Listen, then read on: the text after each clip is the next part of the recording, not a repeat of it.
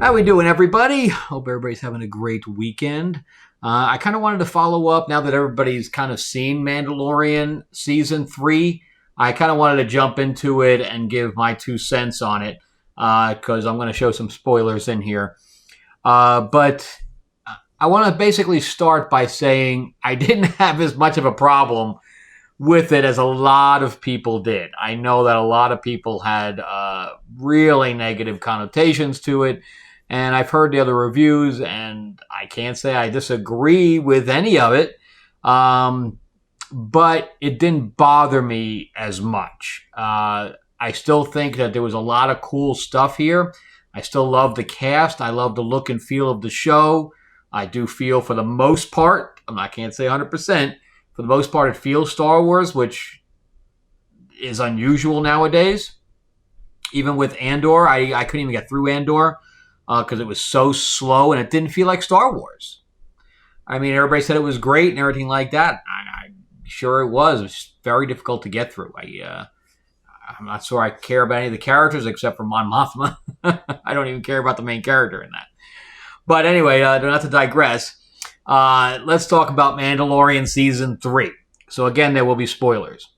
So what I agree with here, aside from the fact that it did feel like Star Wars, it did feel exciting, it did take tangents. Okay, it went on tangents that Lord knows why. But when when I saw an episode that I felt was written poorly, I looked at who had wrote it, and it was Favreau, and that shocked me. I would love to have a conversation with him because I know he's better than this, and to know if there was any outside influence, i.e. Kathleen Kennedy, or anything like that, that pushed the episode in a different direction. But I know that Season 2, and now Season 3 is not anywhere near as good as Season 1 and Season 2. That's not even objective or subjective. That is objectively how it is. The Season 3 is not as good. So why is that? Why did it suddenly drop off a cliff? That's the question. What happened? And, again, is it the worst thing I've ever watched? No. It's still entertaining. And I just had, the question mark that goes over my head that goes, why? But you can tell right from the beginning that Grogu was not supposed to be in this season. Okay, Grogu was supposed to be done by Season 2. And then when Boba Fett, the Book of Boba Fett came up, and the last, episodes with Luke in them, that they brought him back, and it made no sense because it was very quick. We had this heartfelt ending, and I think that they meant, or at least Favreau, meant for this show to go on without Grogu. I think this was supposed to be a Din Djarin and Bo-Katan season. I think that's how it was supposed to be.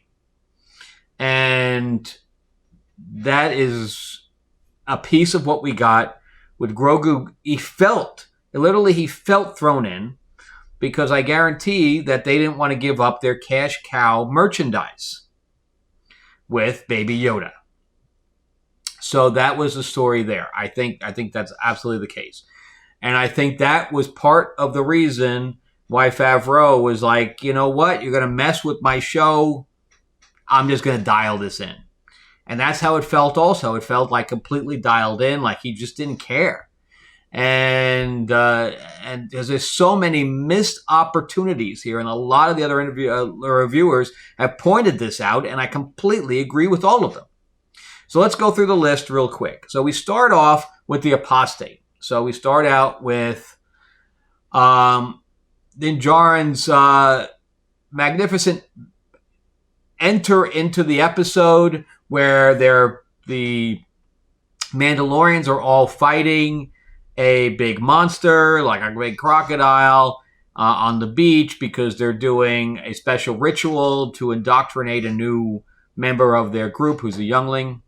And then, of course, he comes in, he, blasts him with, blast the monster with his fighter, and I think it's an N1 or whatever. I can't remember the actual thing, but and then he kind of saves the day and lands and the whole bit, and that's where we kind of start.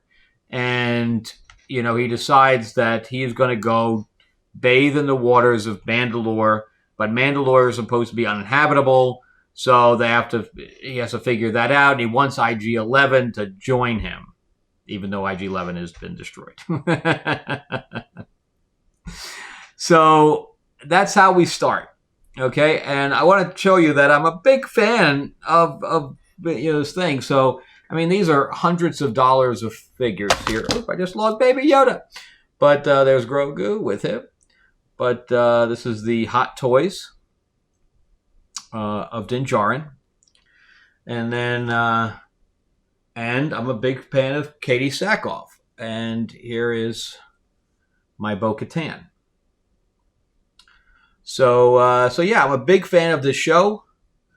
In fact, I like the armorer as well. And she's played by, I think her name is Emily Swallow, whatever else. I didn't realize who she was, but she was from Supernatural. She's actually very pretty. But she played one of the villains in Supernatural. She played like the big bad in a couple of seasons, Amara, who was like the opposite of God, basically. And but anyway, so going back onto the thing. So now we have this kind of a setup. Everybody's kind of excited about where the season's going to go, blah, blah, blah. Yay. And the next one, we actually see, which is the Mines of Mandalore. We see Bo-Katan just sitting in a throne, being depressed. That was weird. I know why they set that up, but it was just weird. She had nobody. Everybody left her. The whole bit. I don't understand any of it. But anyway, so he goes to Mandalore, and he gets captured. There's some really cool stuff in there. The monster's kind of cool. And Baby Yoda flies back, which is obviously pretty quick, to get to where Bo-Katan is, and she decides to rescue him twice. She rescues him from the monster, using the Darksaber, which he can really not wield, and then on top of that, he falls into the water and needs to be rescued. But she sees a mythosaur. So right here is where it kind of goes off track a little bit. First of all, she rescues him twice, which is bad for a hero. Once, okay, two, bad. But here's where I like the two of them together. Here's where he should have gone to her and said, hey, look, I have to do this. Let's go to Mandalore. And then, we'll see about you. If it's inhabitable, if this whole thing was just a misunderstanding about the planet, then you can start taking this over. And it should be them together, like a king and queen situation. And because she's supposed to take over again. And then the next episode, it goes completely off the rails. Nobody understood this episode at all. Nobody. So we have the convert, of which we see the villain and we see the doctor, who's being reassimilated because he was Empire. All right. So he's reassimilated and he's meeting with other Empire. And we meet one of the big baddies who's a female. So the beginning was great. We had this big, dog fight scene, blah, blah, blah. It was great. Then, boom, we hit this thing, and it's the longest episode of the season, and it's irrelevant to the story, because we could have seen, first of all, writing 101, and Favreau knows this. If you have an A story and you have a B story, you don't go A story, B story, and then go back to the A. It's not how writing works. And he knows that. So I don't understand. See, it's supposed to go A, B, A, B, A, B. You're supposed to cut it up. Like if you ever watch an episode of Friends, it's got A, a B, a C story. Because they pit two of the friends together and they swapped them out throughout the episode, throughout the season. I mean, through every season, they're pairing two of them up. I don't know if you noticed that or not, but that's what they do. So they have an A, B, and C story because you have six friends and you have them paired in pretty much in twos.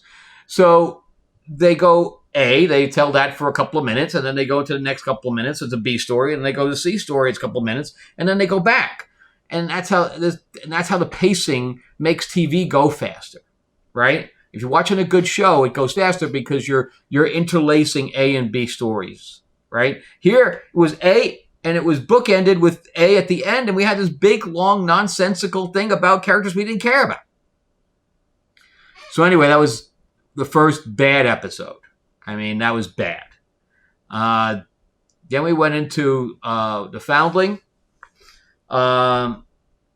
So I think this is where we got a little backstory, and also he saves the child, or Bo-Katan saves the Mandalorian child for the pterodactyl. And so he brought up a good point. I think it was Gary and Ned Ryan saying it was very nice pterodactyl because they waited. He didn't eat the child immediately. They waited 24 hours so they could get rescued. So it was a little bit convenient. I wasn't that upset with that episode, but what it set up was Paz Vizsla, since it was his child. Okay, so it set that up. Then we go into the Pirates, which had some really good stuff. We go back to the planet where Carl Weathers is, and he's asking for help against the pirates, and I think that all worked really well. So then in the Guns for Hire, now this is where it goes way off track. I don't know what Les Favreau was like, you know what, man? I think we're just going to have some people in this. I don't think that's the case. I think that this was one of the parts where Kathleen Kennedy said, we need some people in here. Either that or Bryce Dallas Howard, who I like as an actress, not sure about as a director. I haven't seen anything that was monumentally amazing that she's ever done. I know she comes from Hollywood royalty, with Ron Howard being an amazing director. I don't think she inherited that. She's a better actress than she is a director, as far as I'm concerned. But a great woman. I actually met her, and it's just I don't know if it was she brought in these people, but I don't think so, because she tweeted and said, "Oh, I worked with Lizzo." So if she had known Lizzo, she would have brought that up in the tweet. But I think it was Kathleen Kennedy, man, that settled this thing. And we need some people to come in and do cameos. So we had Christopher Lloyd, who was completely out of place. We had Jack Black, who was completely out of place. And then we had Lizzo. I didn't even know what a Lizzo was until I saw this thing. And she cannot act. She is a board. She is a board mouthing lines. That's it. And then we got the Grogu jump again. They got to stop that thing because it looks horrendous. I mean, it looks like it's a puppet on a string, and that's what it looks like. It looks like a college person said, "Okay, I'm just going to die of no money, so I'm going to make the." And they do it often. This is the second time in this episode that happened, and it looked like just somebody chucking a puppet at Lizzo. It was bad. It was really bad. There was a couple of cool scenes in there with the two. That's why I said the two working together. Blah blah blah. But we're already halfway into the season, and there was so many things that should have happened at this point that haven't. So why are we not fighting for Mandalore? Why are we not seeing the Empire? Why are we not seeing Moff Gideon? Why are we not seeing anything at this point? Instead we're seeing Jack Black and Lizzo. We're on a side quest for who knows what reason. And Grogu was knighted, and he didn't do anything besides sit in her arm. This is where everybody basically threw up their hands and said, "What is going on here? What is going on?" Then we have the Spies, where we actually Paz Vizsla says, "Hey, I'll go with you." They go down to Mandalore to take it over. They find some survivors there. They had a cool ship scene in there. We have the IG-11 thing that becomes a mech for Grogu. Again, what? And they don't even put jets on. They didn't even put a jetpack on it. So he literally has to be lifted out when his little pod thing can do that by itself. He had better mobility with the pod. But at least he has arms here. And, I think this is the scene. I don't know if this was the one or the next episode where he stops the fight. That was pretty cool. And Bo-Katan says, you taught your Padawan well or whatever, your apprentice well. And he goes, I didn't teach him that. So I thought that was some cool dialogue in that. That's fact. That's some of the only dialogue I remember. And then, of course, we have the capture. So Din Djarin is then captured because we have this big, huge fight scene. And you know what? As a kid, when I was playing with Boba Fett, and it was the video game was out where we had to fight Boba Fett. And we were in jetpacking. I would have loved to have seen this. And, in my mind, I had created all this. And I'm like, now I get to see it on the screen. And it's great. That's why the parts that I really enjoy are subterfuged by all this weird writing. So anyway, and somebody else brought this up too. So Din Djarin gets captured because they get led astray by the Empire into a trap, which was kind of cool. Okay. At least show that the villains have some kind of brains. And she has the Darksaber at this point because, again, with lazy writing, instead of a lot of different things happening where it gets passed to her, he says, she saved me, so here you go. She deserves the Darksaber. And everybody else just goes, okay. They don't have any visuals of it. There's no recordings of it. They just took his word for it and said, okay, no problem. Although the fight scene, this is in the bad episode with Jack Black, the ending is great because that fight scene between the two is really good. But that's the only piece of it that's good. The fight scene with some of the droid is pretty good. But that's about the extent of it. Although a droid bar, what are you thinking? A droid bar. I'm going to have a droid bar in this thing. It's going to be cool. Fuck. So anyway, we have this cool fight scene, but she now has a Darksaber for reasons. That's about it. Because the plot says so. As Thorius would say, because the plot says so. So instead of her trying to get to him, then she just looks through the window going, I can't do anything to help you. But meanwhile, a second later, as they try to come in and kill them, she suddenly gets the idea to pull out the Darksaber and cut through the door behind them, not in front of them where he is, so that they can escape. And they do that, and they escape, but he's captured. That's the end of that. And then we go into the finale, and the finale was pretty good. There was a lot of good fight scenes in there. Moff Gideon was cool. I don't think he's dead. I don't know if they're going to do another season because I know that the viewership has basically dropped off a cliff where there's barely any viewers anymore. So I don't know if this thing's going to continue or not. But anyway, so they have a fight scene. Din Djarin's supposed to take him on, Moff Gideon, and he's losing. And again, he gets saved. Once again, he's saved. And we have a cool fight scene between Bo-Katan, which, okay, that I like that. That was how it should have been to begin with. Bo-Katan should be fighting Moff Gideon to begin with because they have history. And that makes the fight scene stronger. Meanwhile, you have Baby Yoda jumping up and down, trying to get away from, and they're trying to slide. It was a joke. That part was a joke.